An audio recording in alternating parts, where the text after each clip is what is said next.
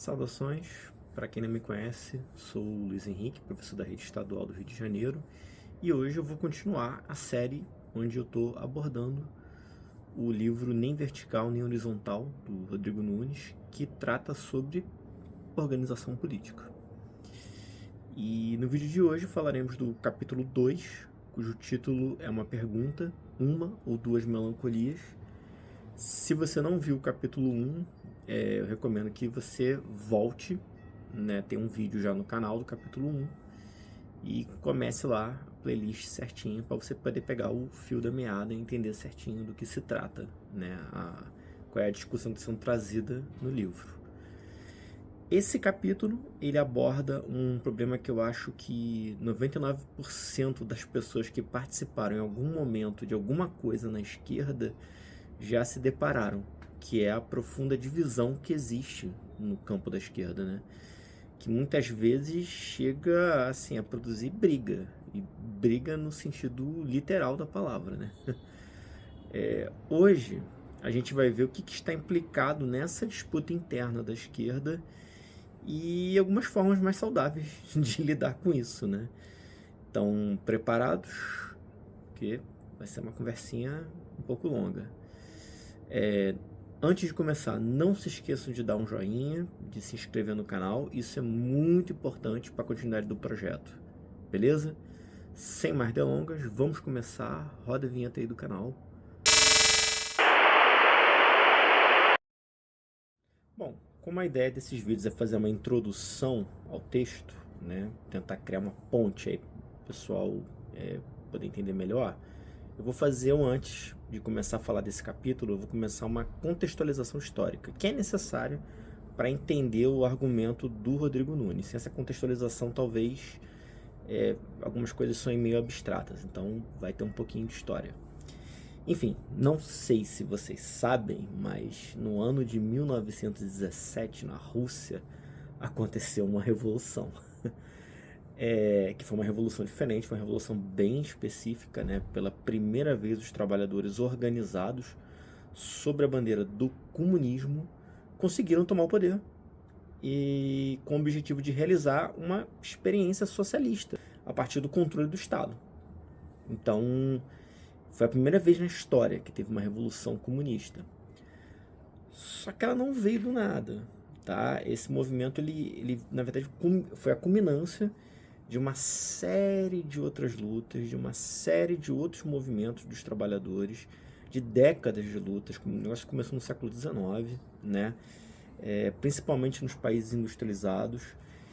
E essa luta dos trabalhadores, lá no século XIX, antes da Revolução Russa, ela já teve vários momentos. Ela teve várias formas diferentes, teve várias disputas internas, inclusive tinham várias ideologias diferentes dentro. Nem mesmo os grupos que atuaram na Revolução de 1917, todos eles pensavam iguais também. Sempre teve uma diversidade muito grande nessas lutas. Antes de 1917, nesse período que precedeu a Revolução Russa, na Europa você tinha uma miríade de organizações, de partidos, de tendências, de linhas teóricas, né? Você tinha anarquista, você tinha social-democrata, você tinha vários tipos de marxistas diferentes, você tinha marxistas que adotavam um grau de centralização maior, outros que eram críticos a isso. Você tinha muita disputa, por exemplo, qual seria o melhor caminho estratégico, né, para fazer a revolução, como que seria feita a transição para uma sociedade sem classes. Então você tinha muita disputa, era uma coisa muito diversa, tá?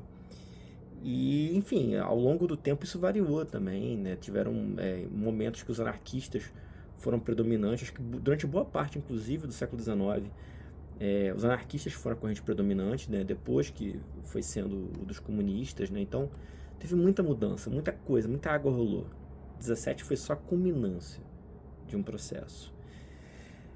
Só que por que eu tô falando de 17? Porque a partir de 1917, tudo mudou. Essa concepção do Lenin, né, de partido centralizado, né, de partido leninista, como a gente chama, isso se tornou referência para a esquerda do mundo todo. Depois de 1917, depois da Revolução Russa, depois da União Soviética, a esquerda no mundo se tornou comunista. Foi um período de ascensão do comunismo. Ah, mas ainda tem anarquia. Não, eu sei, mas ficou minoritário. Os anarquistas se tornaram minoritários depois disso. Tá? No Brasil mesmo, as primeiras greves que foram feitas ali por anarquistas, depois dos anos 20, todo mundo começou a virar marxista, comunista. Esse padrão de esquerda, né, com esse tipo de partido, com esse tipo de tática, ele se tornou hegemônico dentro da esquerda. Então, a Revolução Russa ela virou farol, né, para todos os movimentos revolucionários do mundo, né, para todo mundo que se colocava lutando pela revolução. Né? Então, você tinha ali sindicatos, você tinha estudantes, camponeses, pelo mundo todo.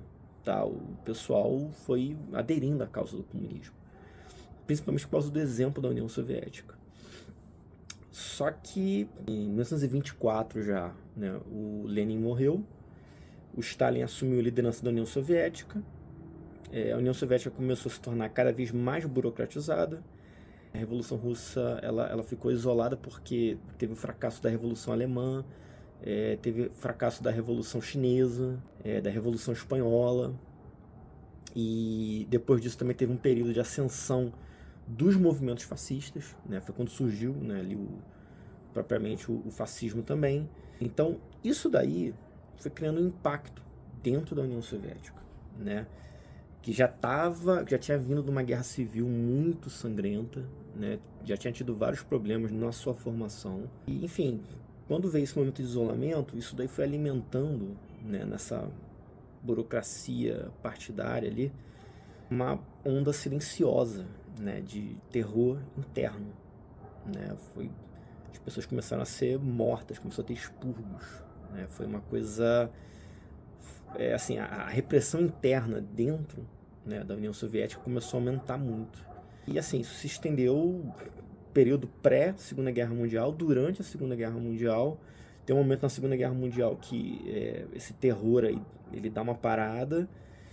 E quando acaba, né, a Segunda Guerra Mundial, a União Soviética, assim, ela tá ali no lado vencedor da guerra, né? Ela, praticamente, assim, quem venceu, derrotou o nazismo foi a União Soviética.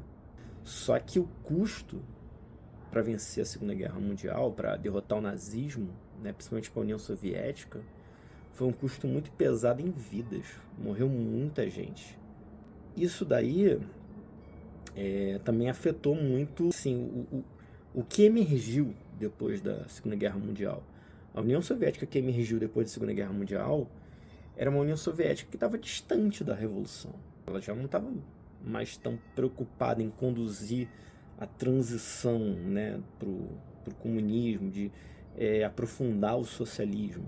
Mesmo com diferentes revoluções acontecendo no pós-guerra, o ímpeto revolucionário dessas novas revoluções, que vão ser inclusive muitas delas apoiadas pela União Soviética, não vai conduzir mais ao socialismo. Vão ser revoluções basicamente nacionalistas, né?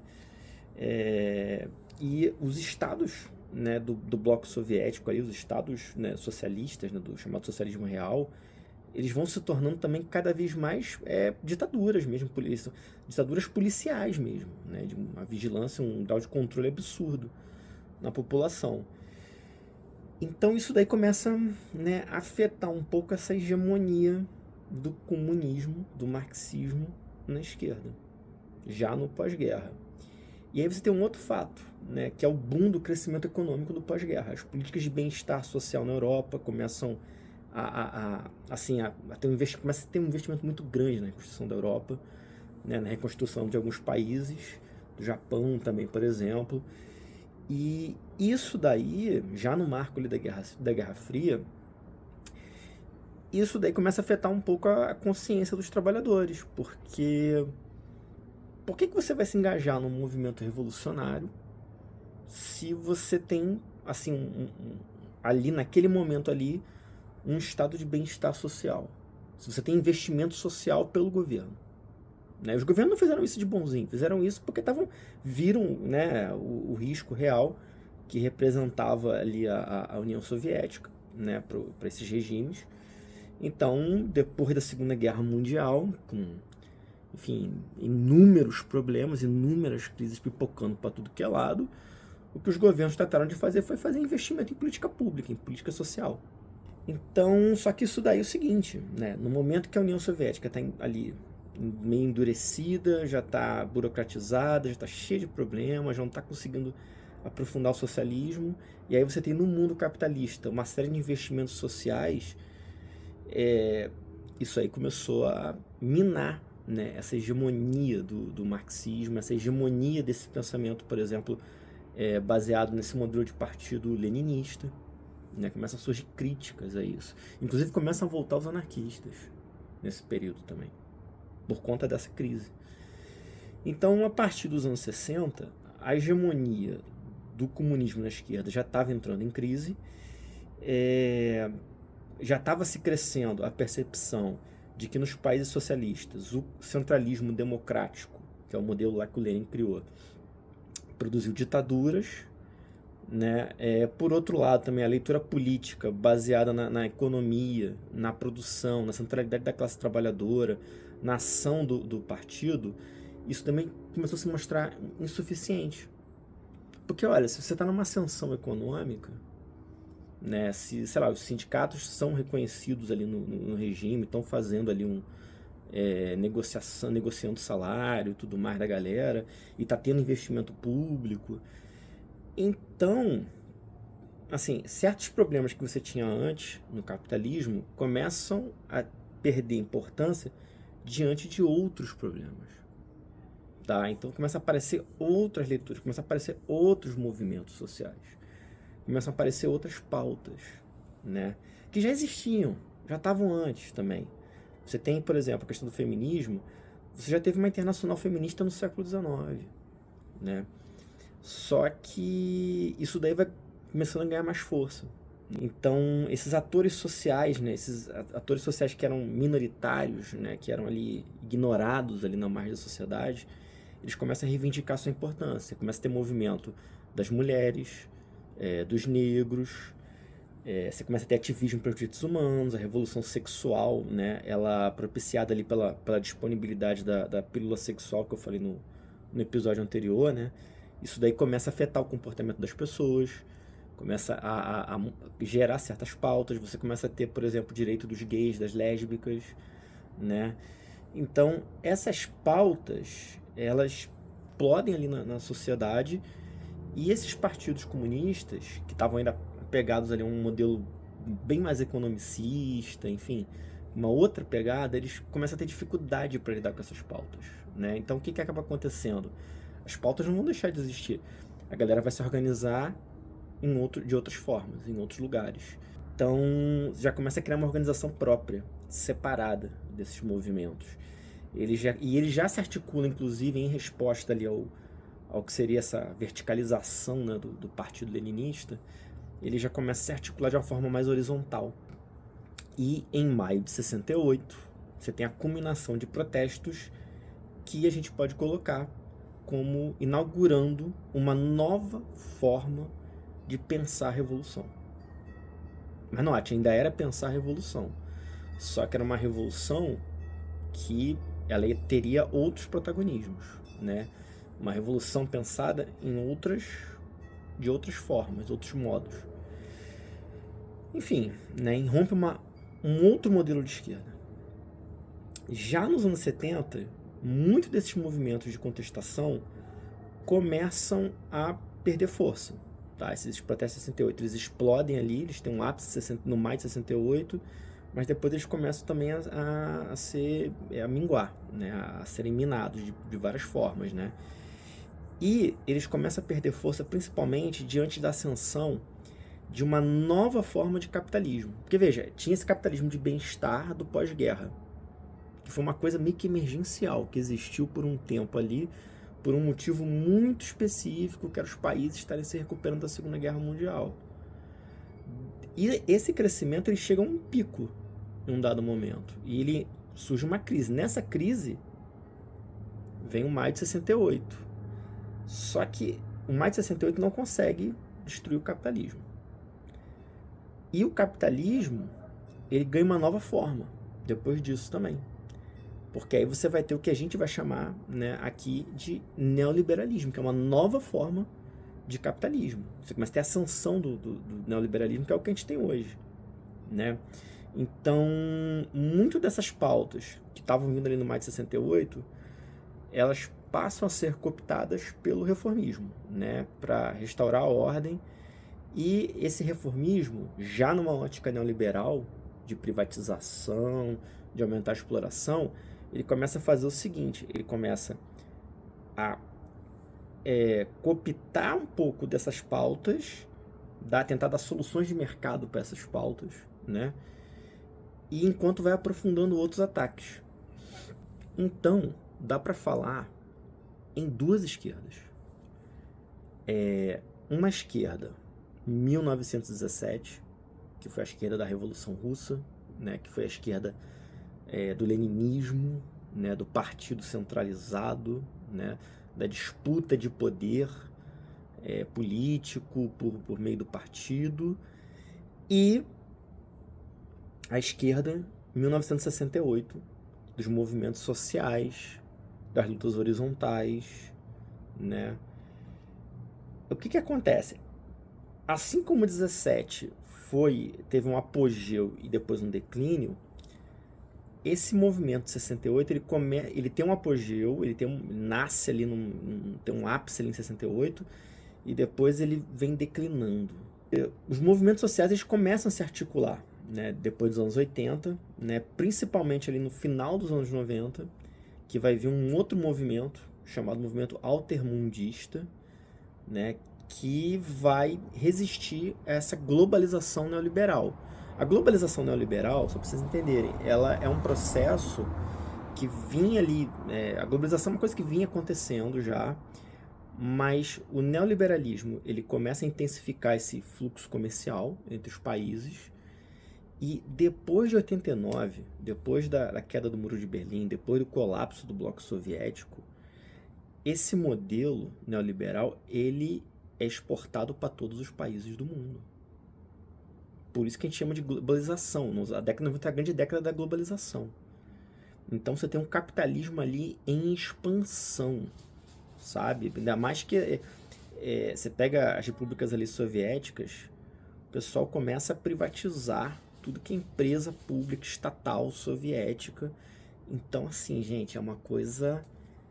foi uma política de terra arrasada, inclusive, nesses países, né? Porque a economia de vários desses países, dessas repúblicas, foram destruídas, né, nesse processo. Então você tem um desenvolvimento, né, dessa globalização, então isso vai gerando muita desigualdade. Apesar de ser um momento que o capitalismo está se expandindo, né? Eu vou falar mais disso ainda, mais para frente no episódio. Mas começa a gerar muita desigualdade. Então os movimentos sociais se articulam. Só que eles vão até um certo ponto, mas não conseguem deter essa globalização. Essa globalização cresce, cresce, cresce, cresce, cresce, se desenvolve, chega num pico, que é onde? 2008, e ela não tem mais para onde crescer, ela entra em crise. Aí tem uma crise estrutural imensa do neoliberalismo, né, que foi a crise de 2008, que afetou o mundo todo, né? E aí, depois de 2008, o neoliberalismo também está meio capenga, né? Ele já não consegue mais se expandir, ele tem que se expandir agora para dentro. Ele começa a se expandir para dentro, inclusive, dos países desenvolvidos.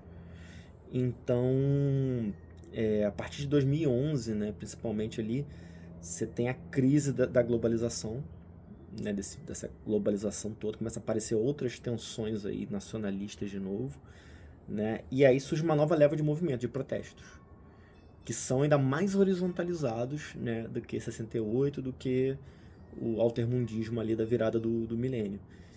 E eles sacodem mesmo o planeta, tem protesto tudo que é lugar, né? Aqui no Brasil isso chega pra gente em 2013, mas dessa vez, além das lutas serem sufocadas, né, elas também começam a dar lugar ao quê? A movimentos de uma nova direita. E aí isso é o que é o mais estranho, né? Porque aí, no lugar de surgirem novas lutas de esquerda, começam a surgir novos movimentos de direita, que passam a ser chamados de alt-right ou também de extrema-direita, né? Que é, inclusive, a tendência de muitos desses movimentos do alt-right é se aproximar ali do fascismo, do nazismo, né? Criar uma forma de neonazismo, de neofascismo, né? Então, e coisas até mais estranhas.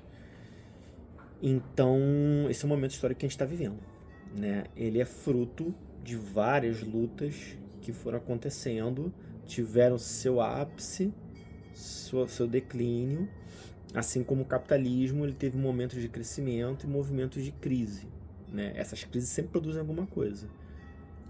E agora a última crise está produzindo essa onda reacionária que a gente está vendo aí.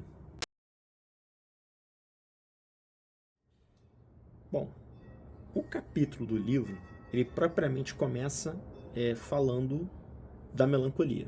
Ele não começa falando das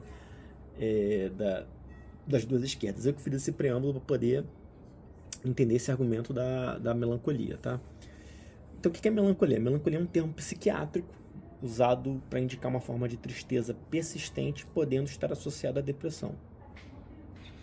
E também foi um termo que foi objeto de estudo pela psicanálise, particularmente pelo pai da psicanálise, Sigmund Freud. Ele dedicou um texto chamado Luto e Melancolia para estudar esse fenômeno. Nesse texto, que é interessante porque vai ser discutido aqui no capítulo, ele descreve que a melancolia, entre outras coisas, consiste na incapacidade de abrir mão do que foi perdido, e que isso resulta numa identificação com o que foi perdido, de modo que a perda do objeto se transforma na perda do eu. Então, você tinha algo que você gostava muito, você se via nesse algo, e quando esse algo se foi, é como se você tivesse perdido uma parte sua. Bonito, né? Até poético. É a melancolia, é o luto, né? Só que tem-se que a partir daí acontece uma cisão crítica do eu com o eu modificado pela identificação com o objeto que se perdeu. Ou seja, com a perda daquilo que identificamos como sendo nós mesmos, uma parte nossa vai atacar essa outra parte nossa que se identifica com aquele objeto que se foi. É uma forma da gente lidar com essa perda, né? É um conflito interno. Só que esse conflito interno, esse auto-martírio, ele pode ser prazeroso, né? Principalmente quando ele satisfaz um certo ódio que a gente podia ter em relação a esse objeto que partiu. É a própria definição de sofrência, sabe? Sabe a sofrência? É a sofrência. Então, só que o que acontece, né? O pensador Walter Benjamin, em um ensaio de 31, ele cunha o termo melancolia de esquerda, que para o Benjamin significa a forma específica como a esquerda transforma o seu sofrimento com o mal-estar em uma mercadoria que satisfaz a melancolia burguesa com a própria decadência capitalista. É o sofrimento da esquerda como uma forma de consumo que cria objetos de distração que cancela qualquer significado político real que este sofrimento pode ter. Pelo contrário, o auto-martírio da esquerda também pode ser prazeroso, né? Então, esse mesmo processo de melancolia, ele surge na esquerda, com as derrotas da esquerda, e ele na verdade, ele é uma coisa que satisfaz um sentimento, ele é usado, na verdade, essas derrotas, isso vira um objeto, ali, uma mercadoria, que é uma forma de trabalhar essa melancolia mesmo, generalizada, né, que as pessoas têm no capitalismo, principalmente parte das crises do capitalismo, né? Então, as pessoas começam a ter prazer no seu auto-martírio em ser de esquerda, entendeu? Sabe, é uma coisa meio contraditória, mas é isso mesmo, né? Gera um certo gozo com essa melancolia de esquerda. Ao invés de aprender com as derrotas, dar um novo significado político, né, mudar o rumo da luta, né, o que pode acontecer com essa melancolia fica muito exacerbada, é que as pessoas passam a gozar dessa melancolia, elas passam a viver dessa sofrência. Enfim, isso, década de 30, Walter Benjamin estava falando. Mas aí você tem duas pensadoras mais recentes, né, que a Wendy Brown e a Jodie Dean, que elas vão trabalhar em cima desse conceito, elas vão dar respostas diferentes sobre o que seria a melancolia de esquerda da nossa época, né, mais contemporânea. Para Wendy Brown, o problema é com a esquerda velha guarda, com quem investe mais em identidades políticas passadas, ao invés de mobilizar, ao invés de construir alianças políticas, ao invés de buscar política concreta, ao invés de agir.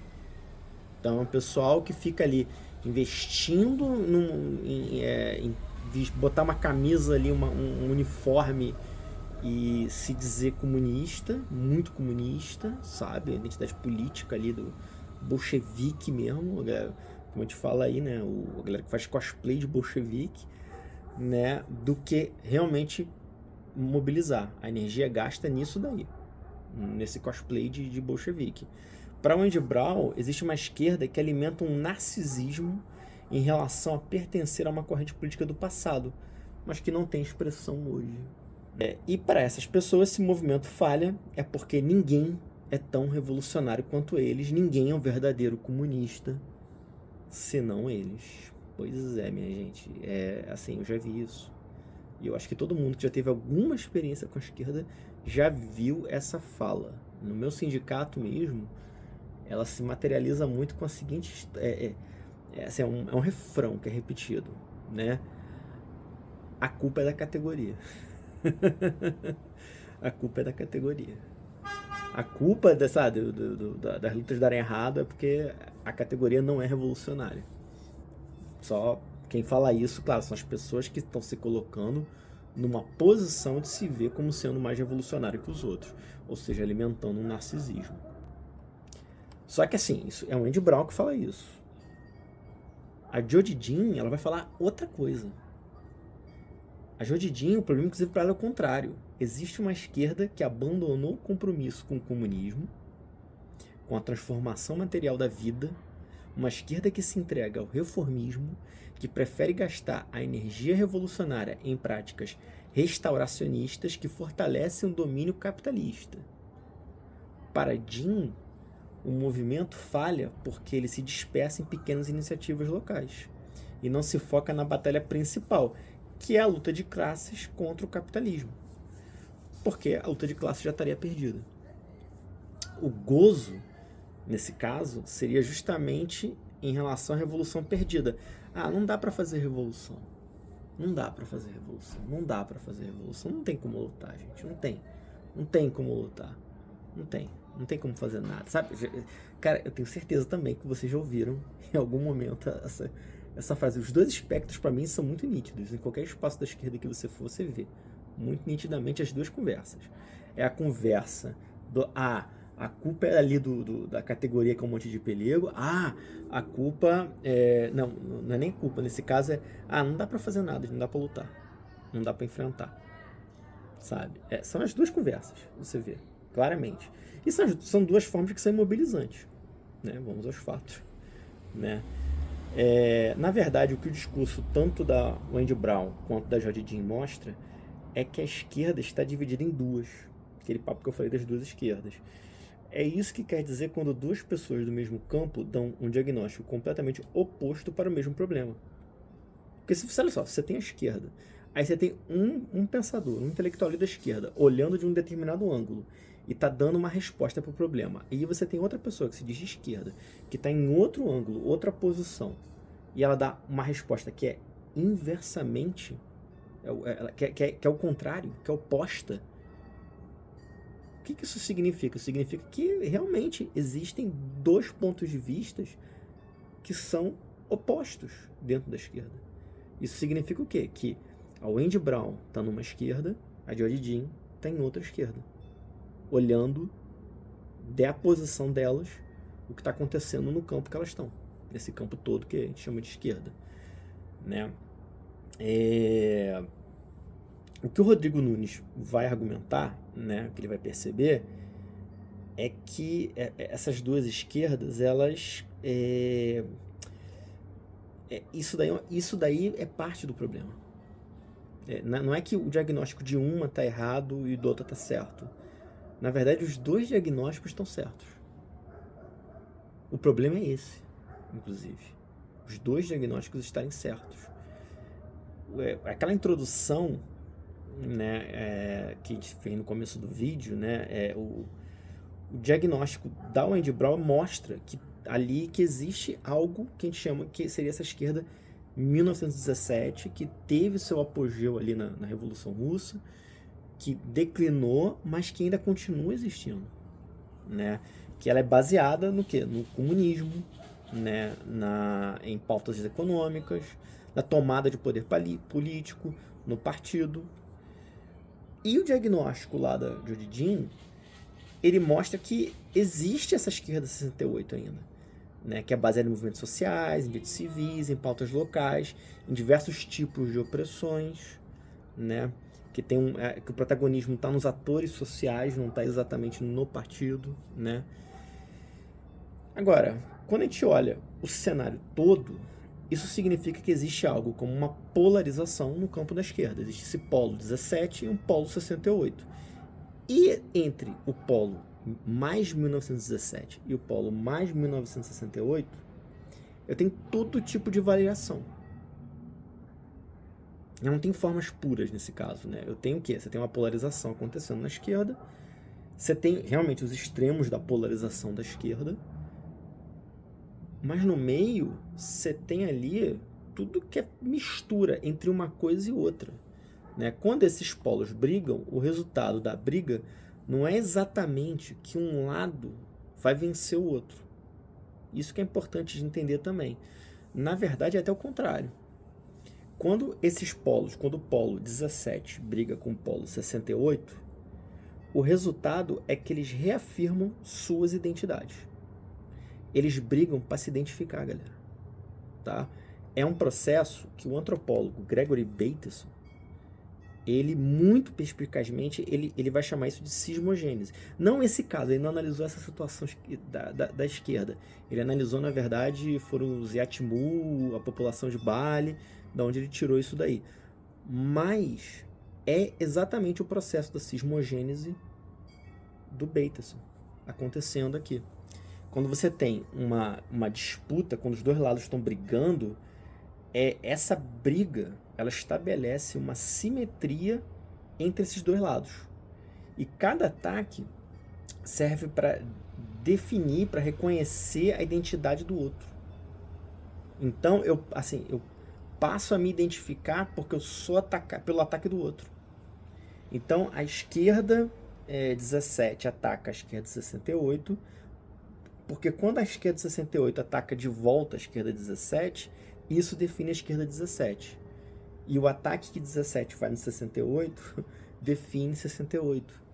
Isso que é cismogênese. Tá? Eles vão escalando essa briga e essa polarização vai aumentando, claro, vai separando eles cada vez mais, porque cada vez mais é a briga que define eles. Né? A tendência desses processos de cismogênese é produzir uma divisão no sistema onde a cismogênese aparece. No caso da esquerda, por mais que essa polarização ela avance, ela tenha momentos aí mais quentes, né, existem 3 fatores que impedem a esquerda de se separar por completo da cismogênese e as vias de fato. Né? O primeiro é que essas duas esquerdas, bom, elas são opostas uma em relação à outra, mas ambas ainda estão opostas em relação à direita. Né? Então, por isso que elas se denominam ainda como sendo de esquerda, para fazer a luta contra a direita. O segundo fator que impede a esquerda de dividir tem a ver com isso. Tem a ver com o fato de que as duas esquerdas ainda estão disputando para ver quem é a verdadeira esquerda. Né? Isso ainda tem relevância, o fato de ver quem vai ser a verdadeira esquerda, quem vai ser o adversário da direita. E o terceiro motivo, né? É uma outra coisa. Uma esquerda acaba precisando da outra para atribuir a culpa dos seus fracassos, para isentar de autocrítica. Pois é. Isso é uma coisa que eu quero que vocês entendam agora, que é um argumento muito interessante que o Rodrigo Nunes traz aqui, por isso que ele fica aquele papo de melancolia. Quando lá no diagnóstico da esquerda, né, cada um diz que a culpa é do outro, isso é um problema. Se para a esquerda 17 praticamente toda a culpa dos fracassos é culpa dos identitários da esquerda de 68, isso significa o que, gente? Que a esquerda 17 é boa, não tem problemas. E vice-versa. Quando a esquerda de 68 culpa os ranços sectários, autoritários dos comunistas da esquerda 17, isso também significa que a esquerda de 68 está se colocando como muito boa, como não tendo problema. Quanto mais um polo da esquerda ataca o outro, mais isso serve para você se isentar de fazer uma autocrítica. Agora, qual é o problema disso? Se a melancolia do Freud tem a ver com o luto por um objeto que é identificado como eu, no caso das duas esquerdas, ao projetarem a culpa pela perda um no outro, o que é impedido é o próprio processo de luto. O que acontece? Como cada um está culpando o outro, não tem um reconhecimento do que é o algo que representa uma perda fundamental dentro de si próprio. Você não tá se parando para fazer o luto do que se perdeu em cada um desses movimentos.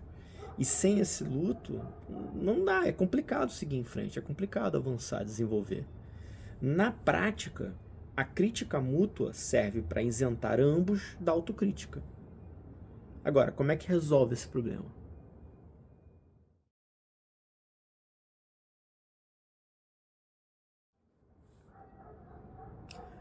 Como sair do território da cismogênese e voltar para o território da organização? Essa é a questão que está colocada. Primeiro ponto. Entre os dois polos da esquerda existe um território comum. Esse território não é ocupado por formas puras, né? Vamos dizer assim, é ocupado por formas híbridas. Existem possibilidades de não ser nem muito 17, nem muito 68. E na real, que mesmo no universo da militância de esquerda, a maioria das pessoas não são tão polarizadas assim. Como diz o Rodrigo Nunes, a pureza não existe, ou existe apenas como compreensão equivocada da própria prática ou a incapacidade de reconhecer o espaço que realmente se ocupa. Nesse sentido, a gente tem que saber avaliar nossos próprios limites.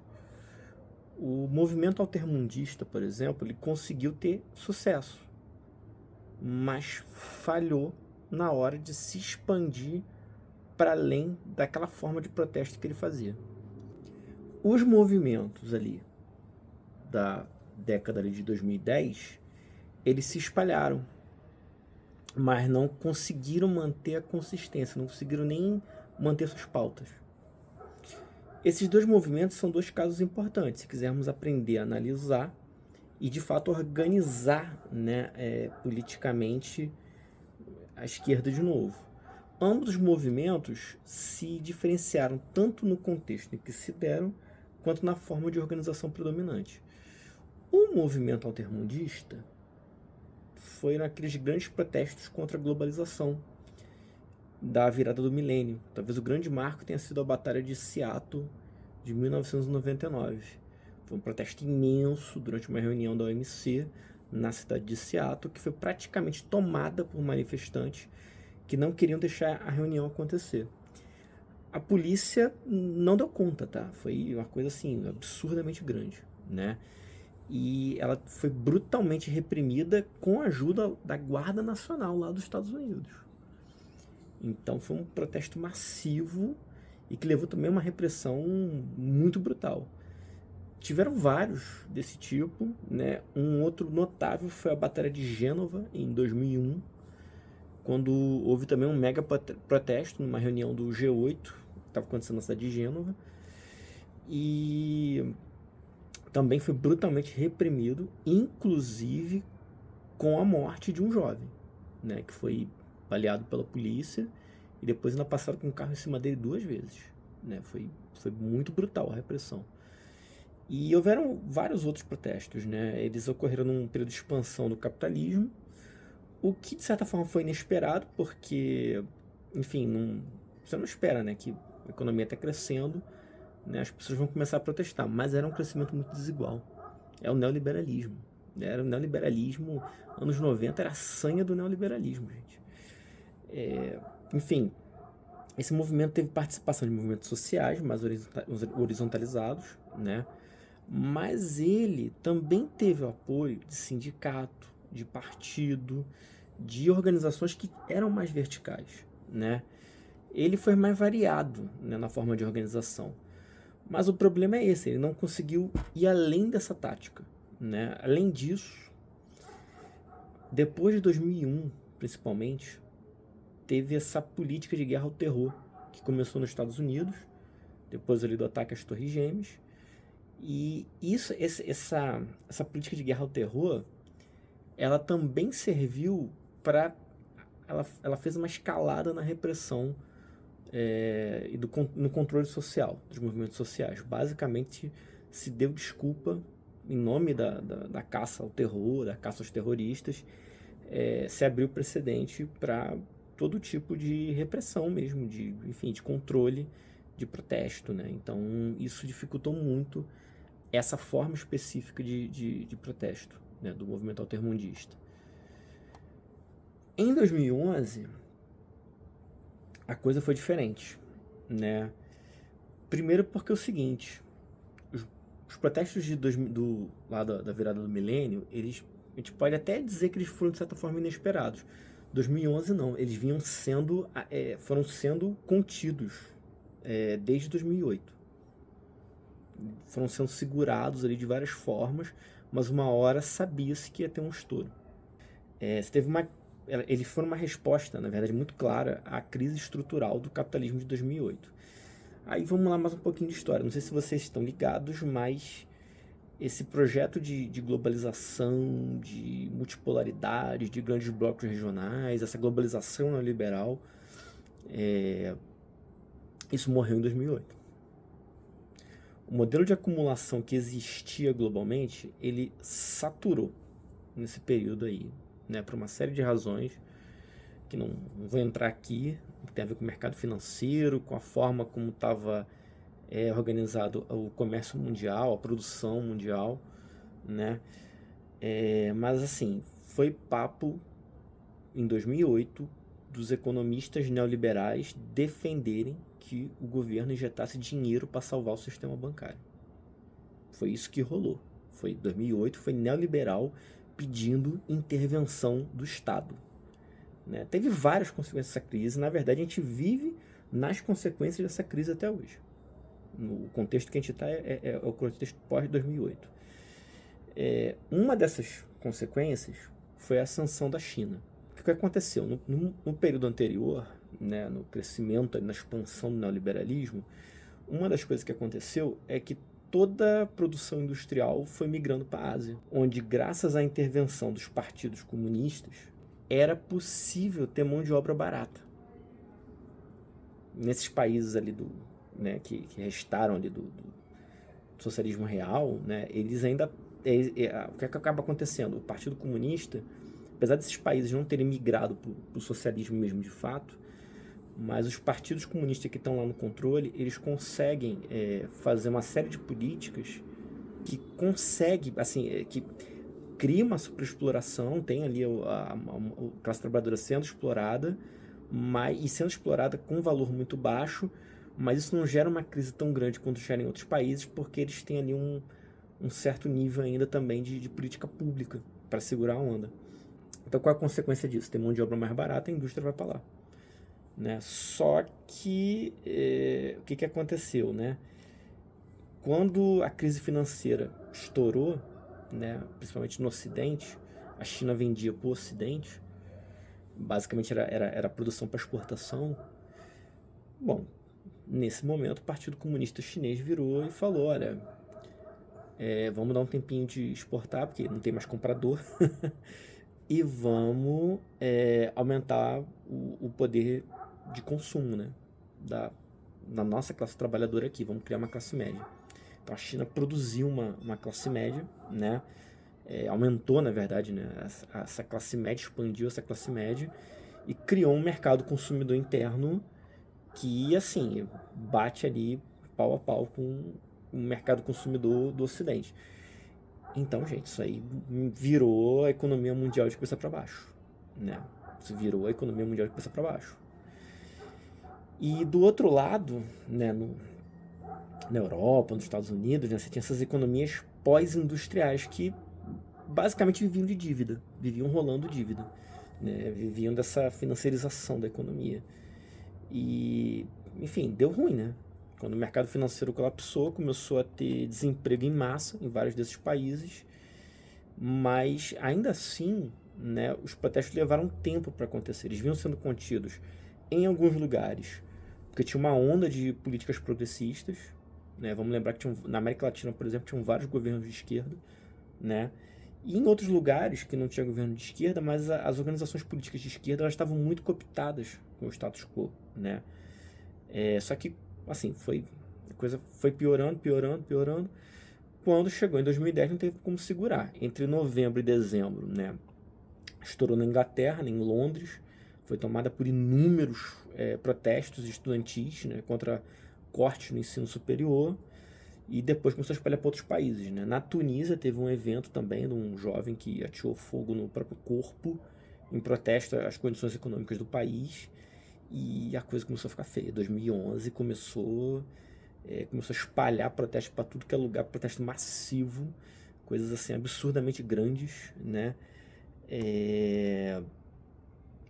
E assim, no ano seguinte surgiu o Indignados na Espanha, protestando contra a desigualdade econômica, falta de representatividade política. E no norte da África e no Oriente Médio você teve aquilo que a gente foi conhecido como a Primavera Árabe, né? Que foi também, assim, centenas, milhares de protestos acontecendo, gigantescos, né? Derrubou o governo do Egito. Enfim, mais diferente dos protestos da década anterior, estes tiveram um caráter muito mais horizontal e disperso, né? Eles eram realmente protestos muito horizontais. E na mesma medida que eles se espalharam rapidamente, eles se alastraram muito rápido, eles não conseguiram manter essa coesão das pautas, né? Esses protestos, ou eles se dispersaram ao longo do tempo, ou até mesmo em alguns lugares eles foram cooptados pela direita alternativa, pela alt-right, que eu falei, né? Em nenhum lugar esses protestos conseguiram de fato provocar mudanças estruturais, né? Capazes de conter, inclusive, reverter ali a crise que originou esses protestos, né? Foram protestos que não deram certo. Eles se espalharam muito rápido, mas eles não conseguiram ter potência para mudar nada, né? Os protestos de Seattle eram muito fortes, eram muito grandes, mas eles eram muito localizados, eles não se espalhavam. Esses de 2011, a partir de 2011, a partir de 2010, eles se espalhavam. Lembra do 2013 aqui, se espalhou. Toda a cidade no Brasil em 2013 teve protesto. Mas o que isso, assim, qual foi o saldo, né, em termos de efeito estrutural que eles causaram, né? Quase nenhum. Então, o que é importante ressaltar é o seguinte: esses limites desses movimentos, isso não é novidade, né? O que o Rodrigo Nunes ele vai falar, né, é que assim, a gente já sabia os limites, a gente sabe os limites da ação vertical, da ação horizontal. A gente já viu o apogeu desses movimentos e o declínio deles, né? O que ele vai colocar é o seguinte: 2011, né, isso na hipótese dele, pode ter sido o que 1989 foi para a esquerda 68. Como assim, né? Olha só, A esquerda 17, ela teve o apogeu em 17 e declinou em 89. 89, queda do Muro de Berlim, esses movimentos comunistas perderam muita força. O colapso do bloco soviético, assim, bagunçou, né, essa esquerda comunista. E o que acontece? Essa tendência, essa resposta, né, que surgiu na esquerda de você criar movimentos horizontais, que teve sua força em maio de 68, isso pode ter chegado ao fim nessa década de 2010, né? Porque, assim, não deu certo. Não deu certo mesmo, né? Foram os movimentos mais horizontais, assim, né, de todos, mas não conseguiram avançar. E isso produziu, inclusive, um rebaixamento de expectativa, assim, criou o fim desse horizonte de transformação social, né, colocou a situação mesmo, as pessoas ficaram hoje em dia numa posição muito mais conservadora, né? E isso ajuda a explicar, inclusive, a ascensão desses novos movimentos de direita, né? Que estão tentando restabelecer nacionalismo, conservadorismo, e que se colocam, em certa medida, até inclusive antissistema, né? Por mais bizarro que seja, mas se colocam, né? Isso tem a ver com o quê? Com esse esgotamento dessa forma de luta da esquerda. E assim, o argumento que o Rodrigo Nunes ele vai abordar diversas vezes no livro que é o seguinte, esses movimentos marcados por uma predominância do horizontalismo, eles chegaram ao limite, e é por isso que a gente está debatendo organização política, por isso que voltou essa conversa de organização política, de debater de novo organização política, por isso que eu estou fazendo esse vídeo aqui, por isso que vocês estão me vendo, tá? Qual a questão? Né, a advertência que ele faz, você voltar para idealizar um modelo de organização vertical também seria um erro, né? E esse modelo de organização vertical do leninismo, isso já chegou no limite também. Isso já em 89 isso ruiu. Já antes de 89 já tinha ruído. 89 foi simbolicamente o enterro ali do negócio, né? O que é mais rico de se fazer, o que é mais seria uma sacada melhor para a gente fazer, conhecendo os limites de ambos os polos da esquerda, né, construir um debate mais elaborado de organização política, que situe a organização, inclusive, no território comum de ambas. Tá? Nesse sentido, o que o Rodrigo Nunes está propondo aqui é resgatar uma noção antiga lá dos comunistas, na época da Terceira Internacional, que é o de encarar a organização como mediação.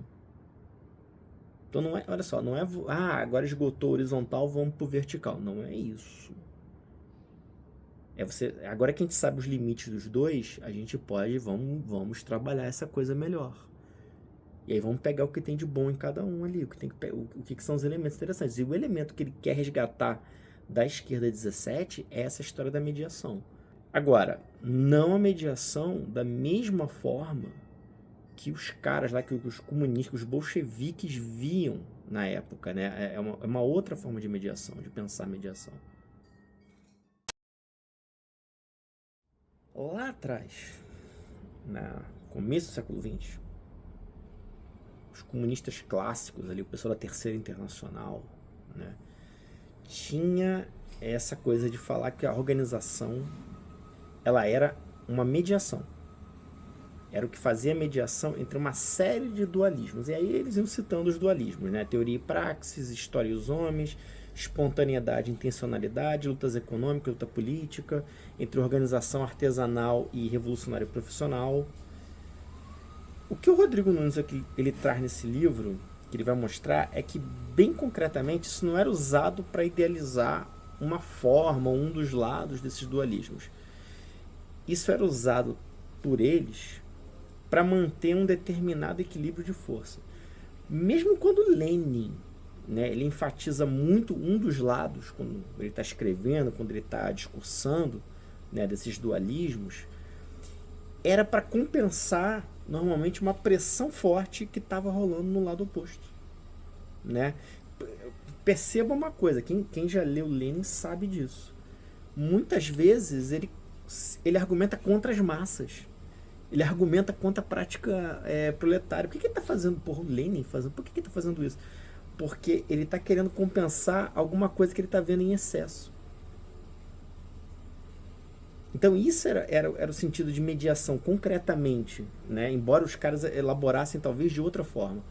Mas concretamente eles tinham esse sentido de ser um jogo de força, né? Bom, isso porque eles percebiam que o problema da organização política não se dá por uma questão de forma, mas por uma questão de força.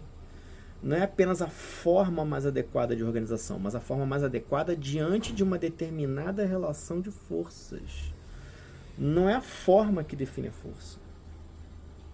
São as forças que moldam a forma. E os bolcheviques sabiam disso. Né? E para entender essa questão, para entender como isso afeta a gente hoje, a gente tem que entender um aspecto filosófico aí que ele traz, que é saber diferenciar o que é uma oposição lógica de uma oposição real. O que é uma oposição lógica? Ela é uma contradição entre predicados de dois termos, que só podem ser mediados por um terceiro termo, que é a sua síntese. Então, eu tenho um termo, ele tem um predicado que anula o predicado de outro termo. Esses dois termos se anulam. Eles não podem estar no mesmo juntos. Eles são uma contradição. Para resolver eles, você tem que ter um terceiro termo que englobe ali o que dá para fazer a síntese possível desses dois, né? O que acontece? Lá nos bolcheviques, eles tratavam muito dessa forma, né? A ideia lá deles era o seguinte: quando eles falavam do Partido Revolucionário, por exemplo, é porque eles viam esses dualismos. Num certo sentido, eles encaravam isso também como uma oposição lógica, na hora de pensar, na hora de fazer elaboração. E o que eles falavam é que o Partido Revolucionário ele seria a forma da síntese por onde todos esses dualismos, que era dualismo entre prática e teoria, entre a massa e os líderes, tudo isso podia ser superado. Inclusive, na visão deles, porque eles estavam vendo assim, o declínio das organizações social-democratas, eles estavam vendo o declínio de uma porrada de coisa, de sindicatos já também, de várias coisas, entendeu? Então, para eles, o Partido Revolucionário era essa síntese, era a forma final para resolver todos esses problemas. Bastava ter o Partido Revolucionário. E até hoje isso tem uma herança na gente, né? Quando a gente discute organização política na esquerda, a gente trata muito nesses termos, como se tudo fosse oposição lógica, né? Isso se reflete, inclusive, quando a gente usa alguns termos, né? Quando a gente usa, por exemplo, a palavra desvio. Eu uso muito desvio, né? Mas quando a gente fala desvio, para você falar em desvio é porque você acredita que existe uma forma ideal, que existe uma forma final de organização política, né? E é o que fica, né? Foi o que ficou, né? Foi essa coisa. Só que, como eu falei lá atrás, embora os caras colocassem nesses termos, mas na hora de agir concretamente, os caras entendiam de outra forma. Na prática, os caras agiam de outra forma. Existe um outro tipo de oposição, que é a oposição real. Nesse tipo de oposição, um termo não é negação do outro termo, ele é simplesmente uma afirmação por si próprio. Então não tem nada ali num termo que anula o outro. Eles podem se cancelar, mas isso não invalida. Inclusive, eles podem estar juntos no mesmo sujeito, eles podem estar se anulando, mas isso não afeta, eles continuam existindo. Eles são, na verdade, eles são uma oposição de forças, não uma oposição lógica. O que está em jogo não é o conceito, é a força. Essas forças opostas, elas podem se misturar, né? Elas podem se combinar dos mais variados modos, mais variadas proporções, pode ter mais de um termo, mais do outro termo, mas isso não muda o fato que eles estão ali agindo, eles existem, né? A gente pode entender como uma oposição entre quantidades vetoriais. essas forças todas tendem a ter uma magnitude e a um vetor, né? Então, elas têm uma intensidade e têm um vetor, vão numa direção. Quando elas, né, estão indo uma contrária à outra, é esse caso que elas se anulam. Elas podem, em algum momento, também, sei lá, emergir para uma outra direção, pegar um movimento e criar uma outra determinante. Podem estar indo para o mesmo lado. Depende, elas têm um vetor, tem que olhar o vetor. E elas têm uma intensidade, uma magnitude, né? A resultante dessas forças, do movimento que ele vai produzir, ele depende o quê? Dessa soma vetorial. De você pegar um vetor, outro vetor, e ver para onde a resultante, quando soma os dois, para onde vai estar apontando. E pode não estar apontando para lugar nenhum. Isso não significa que não existem esses termos. Eles estão lá ainda, eles só estão se anulando. Percebe? Normalmente, as diferentes qualidades que atribuímos a uma coisa têm a ver com a quantidade ou quantum de algo. Por exemplo, quando a gente fala que um objeto está quente, está frio, isso corresponde a um certo quantum de energia térmica. E isso tem a ver com uma série de relações de forças que estão agindo sobre esse objeto. Se ele está recebendo calor, se ele está num ambiente frio. O Platão, isso mesmo, Platão, lá na Grécia Antiga, esse mesmo. Ele tinha uma forma interessante de lidar com isso. Ele falava das díades intensivas, que é isso de toda a qualidade ser bipolar. E a orientação entre esses dois polos qualitativos, né, ela é uma possibilidade sempre de orientação. Quem resgata esse conceito, inclusive, é o Gilbert Simondon, que a gente comentou no episódio passado. Né? Nessa lógica, pensar mediação seria o quê? Seria pensar o equilíbrio entre qualidades opostas, de modo a estabelecer o que? A estabilidade temporária de uma determinada organização. Na verdade, esse que é o problema fundamental, né? Durante o tempo de existência de uma organização política, mudam as forças que agem sobre ela, mudam as forças que agem dentro dela. A gente já comentou isso no episódio passado. Então, você tem que estar o tempo inteiro repensando esse equilíbrio. Isso é um trabalho que tem que ser feito. É um trabalho de pensar quanto de autonomia, quanto de coordenação, quanto de planejamento, quanto de espontaneidade. Não sei. Depende do contexto. Depende de onde você está, do que está acontecendo, de para onde está levando essa resultante de forças. Percebe que o problema não é mais a forma, não é porque é um partido, não, é para onde a resultante de forças está caminhando, né? Tudo que existe, todo objeto que a gente identifica como tendo alguma estabilidade, tem que lidar com isso, todo sistema lida com isso para funcionar, né? Inclusive, se um objeto existe, se a gente reconhece esse objeto como um objeto, porque ele tem lá as relações estáveis e tudo mais, é porque ele consegue mediar essas forças opostas dentro dele. Né? Esse mouse aqui, ele só é um mouse porque ele aguenta, a parte de baixo dele aguenta o peso dele de cima, senão ele colapsaria. Ou seja, ele está mediando essas forças. Tá? Mas e a questão da mediação? Se ela tem que ser horizontal, tem que ser vertical? É o subcaso, né? É o subcaso do problema. Normalmente a gente já está organizado horizontalmente. Lembra do papo que está do episódio anterior, que a gente está sempre organizado? A gente está organizado horizontalmente o tempo inteiro, né? Na verdade, muda o quê? Para onde essa organização está levando, né? Organização vertical, ela é meio que uma coisa assim, um ponto fora da curva, né? É uma exceção. Só que essa exceção sempre aparece. Por quê? Porque volta e meia a gente tem que se organizar de forma vertical para resolver um determinado problema, né? Então, normalmente a gente precisa, às vezes, estar organizado verticalmente. Quantas vezes a gente não faz isso, né? Espontaneamente, sabe? Então, o lance não é se é vertical ou se é horizontal a mediação. O lance da mediação é se ela garante que, no caso de um movimento político, ela mantenha as relações entre os elementos que compõem ali o movimento recíprocas. O que importa é a reciprocidade. Quanto mais recíproca for, quanto mais ela conseguir de reciprocidade, né, maior a estabilidade que esse movimento consegue ter, né, e maior a potência, né, que os indivíduos ali dentro desse movimento vão conseguir canalizar, né, para a luta. Agora, é muito importante a gente enxergar a organização política como oposição de forças, como esse trabalho de equilibrar forças opostas que vão estar presentes, não tem problema nenhum. A questão é só você lidar com isso. É muito importante. Agora, isso não quer dizer, e o Rodrigo nos deixa esse alerta bem grande, não quer dizer que não exista oposição lógica. Existe oposição lógica.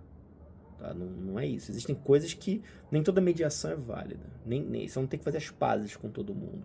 Sabe? Você não tem que ser amigo do seu inimigo. Né? As contradições existem. Né? Então, só que as contradições, elas são outro problema. É o problema de você estabelecer fronteira, de você estabelecer limite.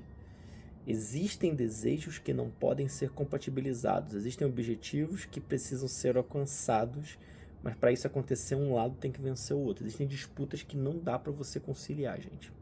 Tá? Se tem algum petista aqui me assistindo, não dá para conciliar tudo. Né? O importante é muito importante definir quem é companheiro, quem é adversário, qual o limite do esforço, né? Então, o problema do limite é o problema da contradição lógica, da oposição lógica, das contradições, né? O problema da força do movimento, da organização política ter força, dela produzir efeitos, isso tem a ver com a oposição real, com a oposição de forças. Enfim, no fundo, o que a organização política pede é a valorização da potência de todos os seus componentes, né? E é a serviço disso que tem que estar a mediação. A mediação, ela tem que ter um objetivo: valorizar, aumentar ao máximo a potência que é liberada, que é produzida, que é canalizada através daquele movimento ali, tá? Enfim, agradeço quem chegou aqui e acho que a mensagem mais importante desse capítulo é que, se queremos reorganizar a esquerda novamente, precisamos fazer o luto de 17 e de 68, valorizando no que esses eventos tiveram importância, mas também sabendo reconhecer suas limitações. É a partir daí que a gente vai encontrar novas formas de mediação que dialoguem com o nosso tempo, com a nossa situação. Não se esqueçam de curtir, de se inscrever e também dar uma conferida nos outros vídeos do canal.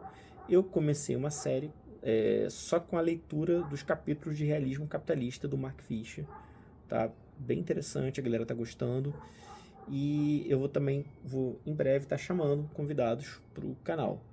O apoio de vocês tem sido muito importante para a manutenção desse projeto. Eu agradeço muito e nos vemos no próximo vídeo. Valeu!